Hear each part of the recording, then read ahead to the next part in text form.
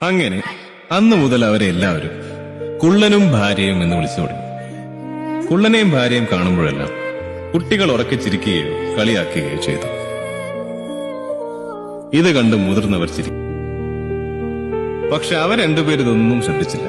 വെയിലായാലും മഴയായാലും അഭിമാനത്തോടെ ഭാര്യയുടെ തലയ്ക്ക് മുകളിൽ കുട ഉയർത്തിപ്പിടിച്ചുകൊണ്ട് തന്നെ കുള്ളൻ നടന്നു. കോടതി വെറുതെ വിട്ടെങ്കിലും മോറലിസ്റ്റുകളും നന്മ നിറഞ്ഞവരുമായ സൊസൈറ്റിക്കാർ കുള്ളനെയും ഭാര്യയും വെറുതെ വിടാൻ ഉദ്ദേശിച്ചില്ല. തന്നേക്കാൾ വലിയ മനുഷ്യർക്ക് നടുവിൽ അയാൾ ഒന്നും പിടികിട്ടാതെ അന്തം വിട്ടു.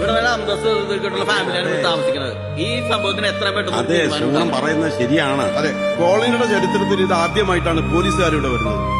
സൊസൈറ്റിക്ക് അപമാനം വരുത്തിയതിനാലും ഇവരിവിടെ താമസിച്ചാൽ ഇന്ത്യയുടെ ഭാവി കരുപിടിപ്പിക്കേണ്ട തങ്ങളുടെ മക്കൾ പിഴച്ചു പോകുമെന്നുള്ളതുകൊണ്ടും കുള്ളനും ഭാര്യയും ഫ്ളാറ്റ് ഒഴിഞ്ഞു പോകണമെന്ന് സൊസൈറ്റി ഫത്വ പുറപ്പെടുവിച്ചു. 2 ദിവസം കഴിഞ്ഞിട്ടും കുള്ളനെയും ഭാര്യയും കാണാതിരുന്നപ്പോൾ അവരിനി ഒരിക്കലും തിരിച്ചു വരില്ലെന്ന് സൊസൈറ്റിയിലുള്ളവർ തീരുമാനിച്ചു. ആ കുള്ളനും ഭാര്യന് വരുമെന്ന് തോന്നില്ല. 4-ാം ദിവസം പുലർച്ചെ കുള്ളനെത്തി. സാധനങ്ങൾ ഷിഫ്റ്റ് ചെയ്യാനുള്ള ലോറി പ്രതീക്ഷിച്ചിരുന്ന സൊസൈറ്റിക്കാർ കണ്ടത് മറ്റൊന്നായിരുന്നു. മഴയും ഇടിയും മിന്നലും നിറഞ്ഞൊരു വൈകുന്നേരം കുള്ളന്റെ ഫ്ളാറ്റിന്റെ വാതിൽ തുറക്കപ്പെട്ടു. അയാൾ കുഞ്ഞുമായി പുറത്തേക്കിറങ്ങി. അയാൾ എന്നത്തെയും പോലെ കുടയുയർത്തി പിടിച്ചിരുന്നു. അപ്പോൾ അവിടെ ഉണ്ടായിരുന്നവർക്കെല്ലാം വിചിത്രമായ ഒരു ബോധോദയമുണ്ട്. ആ മനുഷ്യന്റെ കുടയ്ക്ക് കീഴിൽ ശൂന്യമായ വലിയൊരു സ്ഥലമുണ്ട്.